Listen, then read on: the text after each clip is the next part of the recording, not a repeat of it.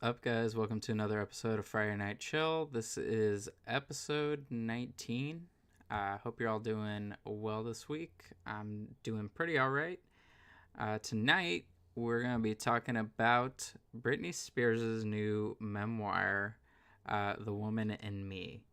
This came out on Tuesday, I believe, and I got the audiobook because I thought she was going to narrate it herself, and then I found out it was Michelle Williams. And if you're anything like me, your first thought was probably Destiny's Child. No, it's Michelle Williams from Dawson's Creek. So I did not know that. I did not know who that was, but now I do, and that's super fun. She did a very good job reading the book. It sounded very nice. And I just kind of wanted to talk about it a little bit just because it is, very interesting. Britney Spears is kind of like, an icon, obviously. But it's such a bizarre situation for a famous person to be in. And I just kind of want to talk about the perspective of like everyone else, like just kind of seeing this like from, I guess, like a fan perspective. I don't even know if I could really call myself a fan. I'm not like a big, like Britney Spears fan. I don't know like everything about her discography or whatever, but she's one of those people that you just know, because she is so insanely famous. So yeah, man. So she details a lot. Like I didn't think she was going to go into as much detail as she did in this, but I'm all for, transparency and like, letting people tell their story, completely unapologetically, and she definitely did that. Now, as far as like how this was written, so to my understanding, this was written not completely by her. I guess she had like a ghost writer kind of help her through it. So what I'm guessing, I don't know the specifics on how exactly this works, but what I'm guessing is she told all these stories to another person who then in turn, kind of typed everything out and wrote it in a way that would be good for a book. There's definitely still parts in here where it's very clearly Britney talking, but there's a lot of eloquence, I guess, that I just kind of wasn't expecting, and that's not me thinking she's stupid or anything, but it was just kind of surprising. But then I found out after reading the book or listening to the book that she had a ghostwriter for the thing. So that kind of made the way things were worded make a little bit more sense. Just because, if someone's putting out a memoir, they want it to be written well, and, you can still be like completely authentic and have someone there to like help you throughout the process, especially if you've never written a book before. So, and if you have resources like she does, then why not take advantage of those? You know what I mean? So yeah. What do we even start with? I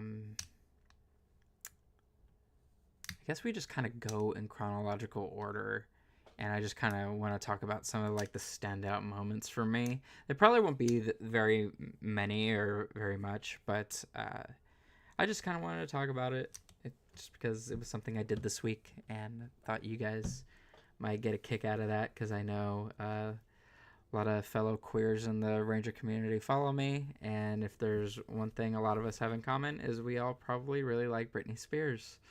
So I guess we can start with like the biggest bombshell, I guess, that like opened this thing. So at least for me, that I was like completely unaware of. So she discloses in this book for like pretty much the first time that her and Justin Timberlake almost had a baby together, but he basically he didn't force her to get an abortion, but he, basically told her that he wasn't ready to be a dad. And so ultimately she decided to go through with that. And because of, how famous they were, they couldn't like go to a clinic or anything to get that done. Like, by like a medical team and all that, because they didn't want anyone finding out about it. So I guess they did I believe it's called a chemically induced abortion. So you take like this cocktail of pills, and it's supposed to stop the pregnancy. So that's what she did. So she, talks about that experience and like just kind of like being in pain for hours while this thing is happening, because it's basically forcing you to miscarry. And so she's just kind of like sitting in pain for hours, and Justin Timberlake's just kind of like sitting with her and strumming his guitar, which is just a weird visual to think about.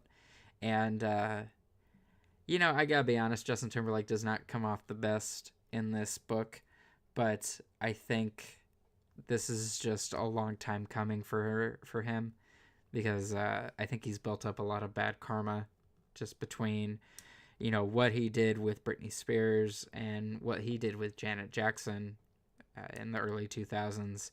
I think all of this is happening at the right time for him in his career, especially with this whole NSYNC, you know, renaissance thing kind of happen. It sucks for NSYNC fans and the other members of the group, because they didn't do anything. It's not their fault. Justin Timberlake's a shitty person, but I don't know. He just seems to be getting exactly what he deserves, and which is a lot of bad press.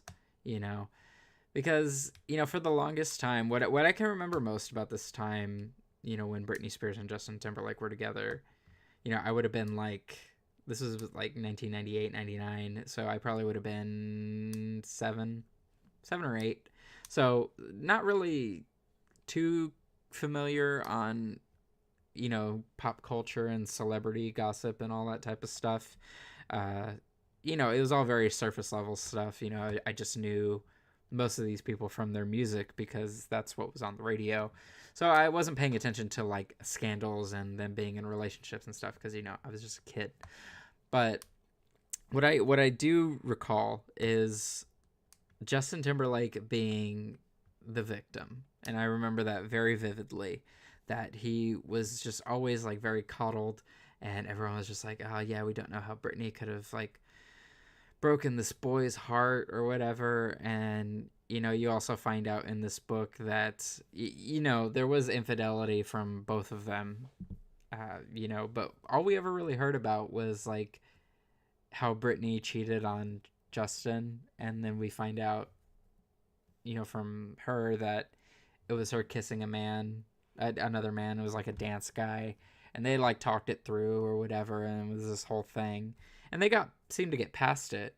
And then meanwhile, Justin was out here sleeping with multiple people, while they were together, and Britney found out about a lot of them, and she was still the one getting shamed, after the fact.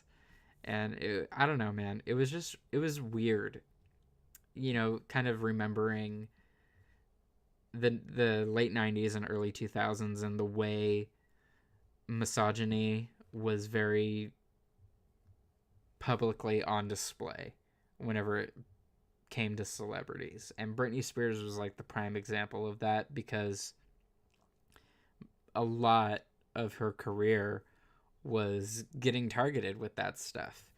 And it's interesting too, because like you can tell that like some of that still lingers in like media and stuff, because like TMZ reported on this book, because of course they did. And you probably already know that TMZ, of all outlets, is not going to have the best relationship with Britney Spears because Britney Spears can't stand TMZ or paparazzi or that entire side of the industry. She can't stand any of it, and I don't blame her because it like drove her fucking insane. And even still today, like the head guy of TMZ, I don't remember his name. It's that white guy who used to be a lawyer, and the dude with dreads. It was the two of them, and just the way they were talking, you could just tell like there was still that like slight tinge of misogyny still left in them, just because they were so like dismissive of like the things she had to say. Like you could tell they would just be dismissive about this whole thing, and it was just, it's crazy that so much time has passed and that attitude is still lingering, after these people have been responsible for so much, because you know her family definitely played a large part in what happened to her, but definitely like paparazzi and like TMZ and places like that definitely played a major role in what happened to her in the early 2000s. And yeah, man, it's just crazy, and one little one thing that was, a few things that were interesting was just like hearing clarification on stuff, because what's been interesting about Britney Spears's, journey the last 13 plus years, it's been longer than that, is we've heard so much of it from the perspective of other people. And this whole book was everything from her perspective for the first time. And that part of just the book was just so interesting to me, because it's like a really big piece of context that we've been missing. And so like all we can do is like speculate on stuff, and like there's been so many like other little like moments that have happened, and we haven't known the full context behind it. But then like in this book, that we're able to finally see the full picture, and it's just like, wow, that makes things make a lot more sense when we have, like her side of the story, which is, it's like, yeah, no shit, of course everything makes more sense when you have like multiple people's perspectives there. uh, One part that stood out to me was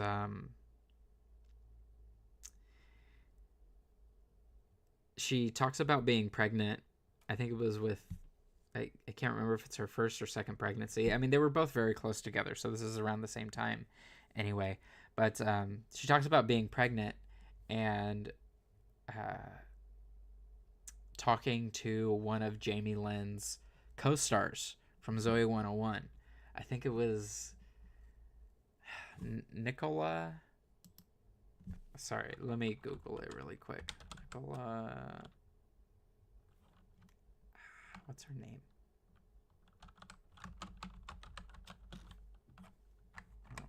Zoe 101 cast who?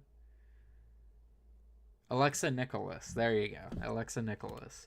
I've seen her on a few podcasts now. She has talked about a few times the time where Britney Spears like freaked the fuck out on her.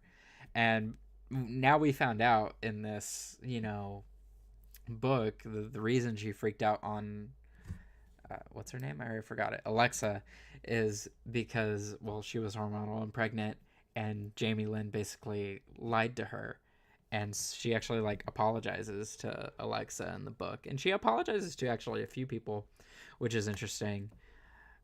Um, because it's just like, I can't imagine like, thinking you have beef with Britney Spears for like 20 years, and then you find out like later that she apologized to you in her memoir that she published. And I don't know, I think it's very interesting. And I don't know, this says a lot about her character. And like she didn't remember Alexa's name or anything like that, but she just remembered doing that and feeling bad about it. And I mean, it's valid. She's met probably so many people throughout her life. Obviously she's not gonna remember everyone, but it is really big of her to recognize like times where she's messed up, like legitimately, and owned up to that. And I think there was a lot of that in this book as well. A lot of her just kind of owning up to mistakes she's made in her career. And a lot of it was, it's so weird because like she was always portrayed as being so powerful, but there's just so many moments in this book where she like talks about feeling powerless and like not feeling like she can speak up for herself. And it's like, it's crazy because like you think of Britney Spears and like that's mostly what you think of as empowerment, for women and other people. And it's just one of those things where it's just like the message is in the music, but sometimes that just doesn't really carry over too well, to real life, even if you're the artist like coming up with all of these things. So yeah, it's super interesting. uh,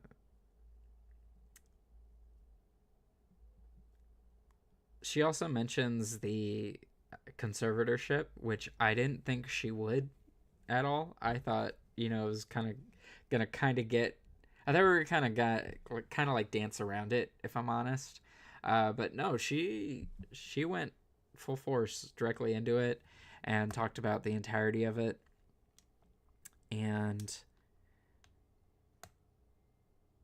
like the whole thing, like I still like, I've looked up conservatorships and like how they work, and like I get what they're for. And I guess I just think it's so crazy that her dad was just able to come out of nowhere and just basically seize control of everything in her life. And I don't know, like it's insane that that was able to happen and that it was able to last as long as it did. And like you don't even like think about like how long she was actually in the conservatorship, because it was for 13 years she was in the conservatorship, and a good portion of her being in the public eye happened during that conservatorship. And like ever since the book came out, like everyone's gonna have their stories now, because they're like trying to relate to the book or whatever in some way. And I think it was Andy Cohen said he did an interview back in probably 2016 or when Glory came out, and he talks about um, going to see Britney, and she has this like handler with her. And he explains the dynamic as like Britney being a captive and the handler being like her captor or whatever, because she was like whispering everything for Britney to say and all that stuff. And it was just a very weird interaction. And I feel like we're going to be seeing a lot more stories like that now that we have her side of everything. But like, like during her time on the X Factor, when she was a judge on that, like she was under the conservatorship. And it's like something you don't really think about, because like she was performing during this thing, and she was, I don't know, she was still doing stuff in her career. And it just, it was, there was just so much sketchy shit happening like that we didn't really talk about. And it's so weird. She talks about, when the Free Britney movement started, um, it really started because fans noticed that she just kind of disappeared off the face of the earth, and they started, questioning that. And I never really understood why the Free Britney movement started or how it did, but I don't know. That says a lot on your impact when people, when you're in the public eye so long, that, people collectively notice that you're not around, and you're just like, all right, well, where did she go? You know? And, like just hearing her first experience of hearing about the Free Britney movement and how much that actually meant to her, it's crazy to think about, because it's just a crazy thing that happened, and that she was even able to get out of it. And even now that she's out of it, I don't know, it still feels kind of surreal, because there's still like an adjustment period for her, because she was in that thing for so long, like everything she did was monitored, and so now she has like this freedom to do whatever she wants, and now she's just expressing herself in all kinds of different ways. And a lot of people will see that on social media and stuff, and like look at the weird videos she posts of her like dancing, and sometimes she's dancing with knives or whatever. It's definitely unique. It's very branded. It's very her. It's definitely something that she has made her own, and that is easily identifiable, which, considering everything that's happened in like her career, I don't know, that's just speaks a lot to her as a creative, that she can kind of just do whatever she wants and be iconic while doing it. And I think that's cool that she has that kind of freedom and support from her fans and all that. And I don't know, it's just really cool to see.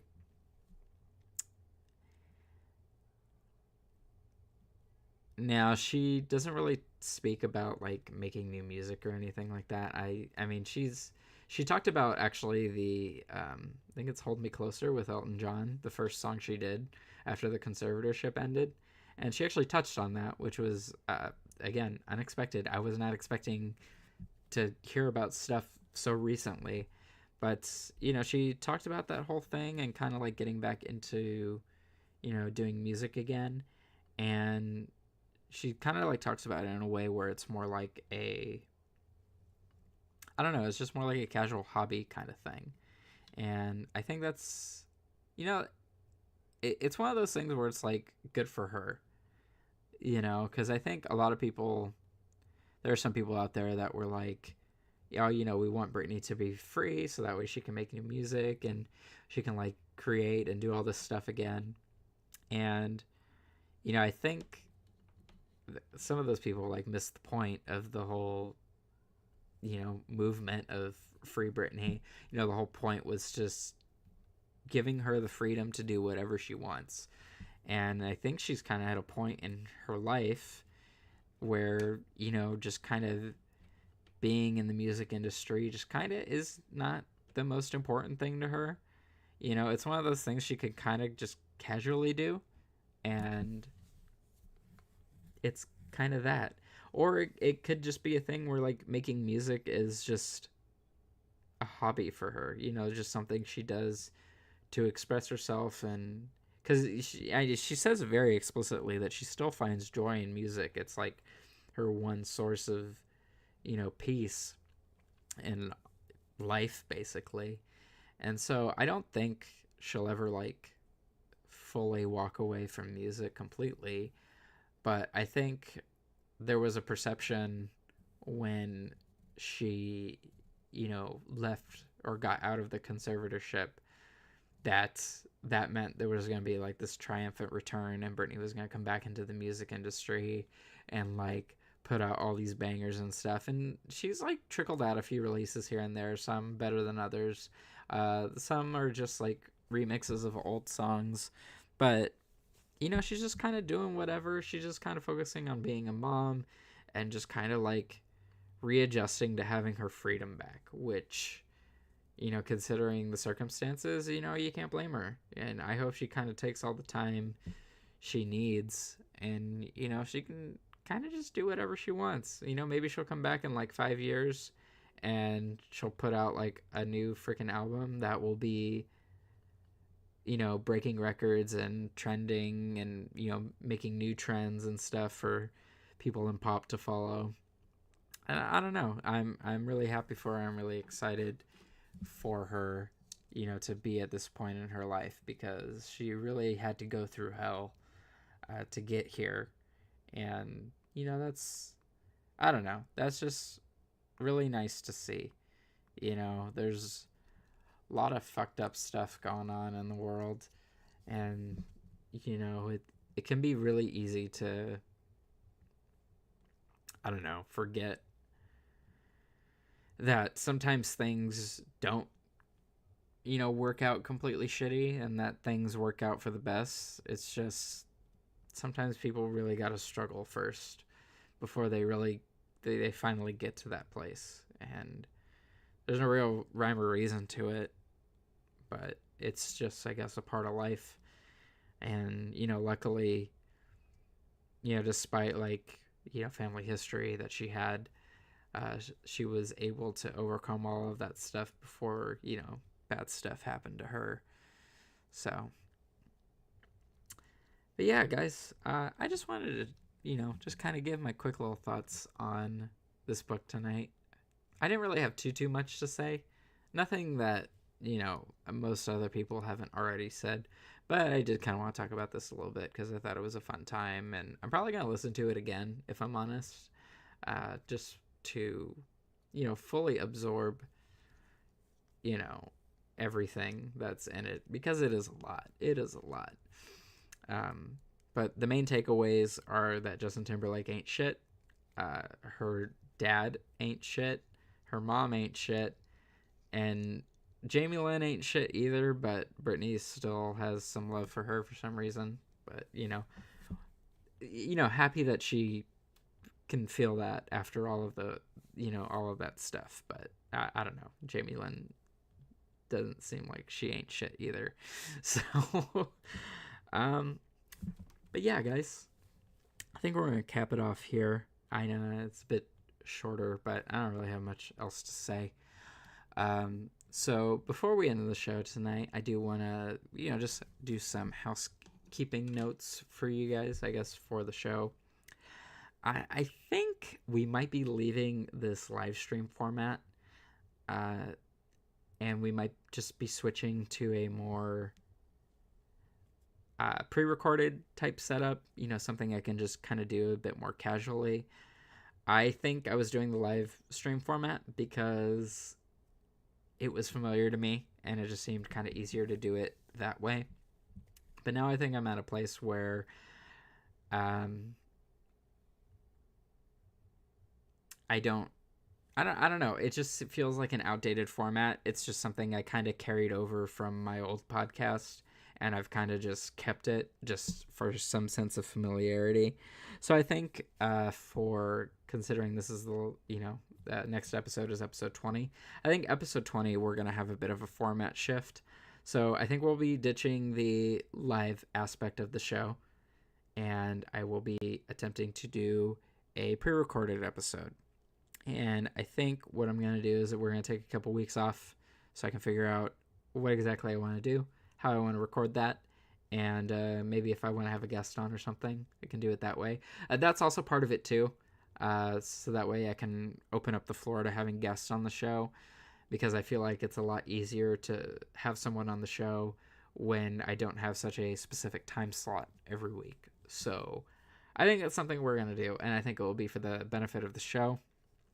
And I think ultimately we'll still try posting it around the same time. I'm not too sure on dates and stuff and like days of the week. I think it will still post on Fridays, obviously, because that's the name of the show.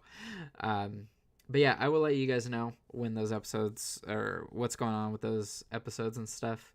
But I think for now we're going to take a couple weeks off so I can kind of reevaluate, reassess, and kind of restructure how I want to do stuff with the show. So I hope you guys will bear with me, while I figure all that stuff out. So thanks for tuning in tonight, you guys. I appreciate it as always, and I will see you next time around, next episode 20, for another Friday Night Chill.